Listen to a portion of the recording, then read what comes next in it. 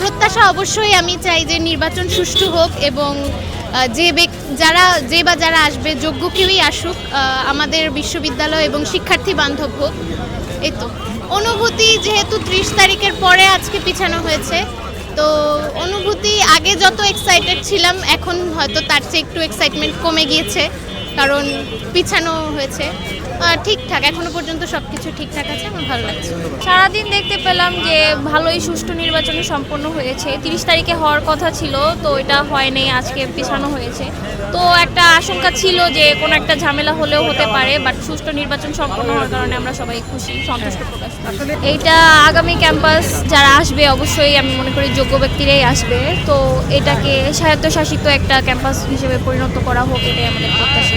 এটা ডিরেক্ট বলা যায় না, যারা যোগ্য অবশ্যই তারাই আসবে, আমাদের পার্সোনাল মতামতে তো আর ভোট গণনা হচ্ছে, গণনার পরে বোঝা যাবে যে কারা এগিয়ে আছে।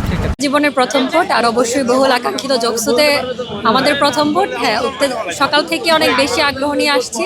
সুষ্ঠুভাবে ভোট কাজ সম্পাদন হয়েছে, এখন হচ্ছে ফলাফলের জন্য অপেক্ষায় আছি। অনেকটাই সমস্যায় জর্জরিত, বিভিন্ন সমস্যা আছে, ক্যান্টিন থেকে শুরু করে বাস, আমাদের আবাসন, এইগুলো এখন যারা কাজ করবে, মানে এখন যারা আসবে, এরা যদি কাজ করে, এই ধারাবাহিকতা যদি ধরে রাখতে পারে, যারাই আসুক না কেন আগামীতেও তারাই জয় লাভ করবে, কারণ সত্যের জয় নিশ্চিত, আপনারা জানেন। তো এইটুকুই।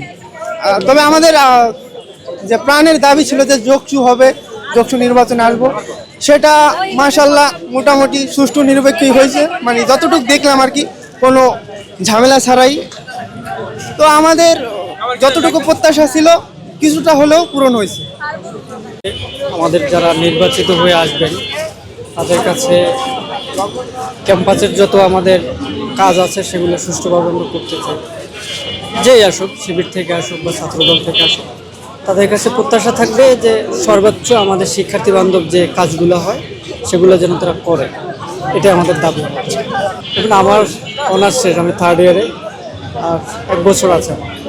আর উদারে এই নির্বাচনটা পেলাম, খুব ভালো লাগছে আমার, অনেকটা আনন্দ সহকারে নির্বাচনটা দিলাম। জানি না পছন্দের প্রার্থী নির্বাচিত হতে পারে কিনা, তো আশাবাদী।